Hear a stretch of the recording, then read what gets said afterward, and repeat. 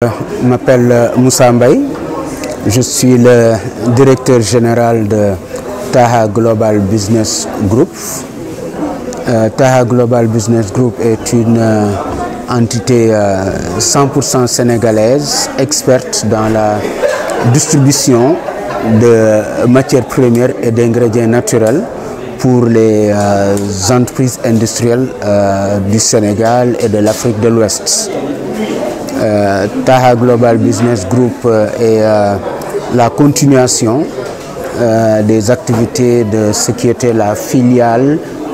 ouest-africaine d'une entreprise multinationale espagnole, Ricardo Molina SAU, qui a été représentée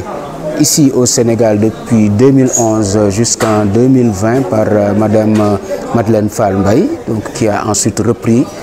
les actifs de cette société et également la directrice commerciale de Taha Global Business Group. Nous sommes heureux de participer à cette conférence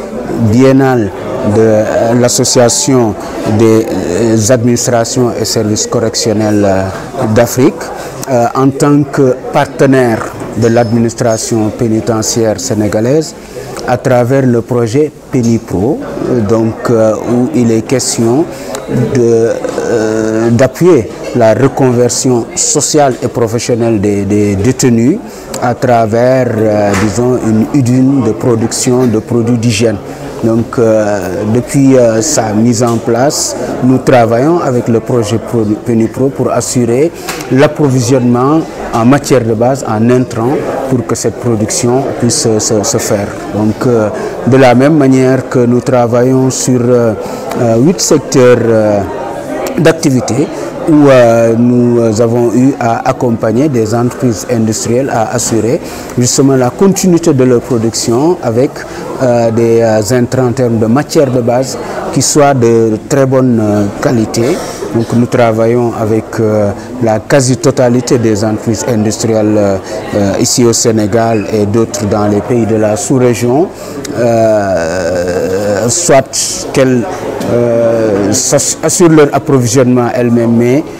se retournent vers Taha pour ne pas avoir de rupture de production quand c'est le cas, ou bien la multitude des PME, PMI qui n'ont pas la possibilité de s'approvisionner directement par conteneur sont heureux de trouver un acteur tel que Taha Global Business Group, voilà, pour également à leur échelle assurer la continuité de leur production. Donc nous sommes en accompagnement aujourd'hui de tout cet effort vers l'industrialisation et ambitionnons nous-mêmes par la stratégie de l'import-substitution de passer à la production locale de ces intrants industriels à partir de ressources naturelles existantes au Sénégal et en mettant à profit notre excellente tissu de ressources humaines qui existe ici au Sénégal. Je voudrais finir donc par un message, notamment à l'endroit des autorités, que nous félicitons d'abord pour la pertinence de projets de réinsertion et de reconversion socio-professionnelle de détenus tels que Penipro, et leur demandons vraiment d'appuyer ce projet parce que nous y avons trouvé, nous, une grande motivation à accompagner ce genre d'initiative, parce qu'au-delà de l'aspect purement économique, il y a différents objectifs sociaux qui sont atteints pour permettre à des détenus de retrouver une réinsertion sociale, de se qualifier et de voir où s'insérer, mais en même temps qu'ils y gagnent durant même leur temps de détention. Donc c'est un modèle vraiment très positif de ce qu'on peut appeler une approche du développement durable. On ne s'occupe pas simplement de croissance ou de génération de revenus pour certaines catégories, mais aussi d'impliquer l'ensemble des acteurs de la société dans un même mouvement. Et donc, Taha Global Business se retrouve dans cette philosophie, se retrouve dans cet esprit. Notre second message aussi va à l'endroit des autorités pour leur dire que nous sommes partis de ces acteurs-là qui se battent sur le terrain pour donner corps à la vision de l'émergence, et notamment dans une dimension importante qui est l'industrialisation, et que nous puissions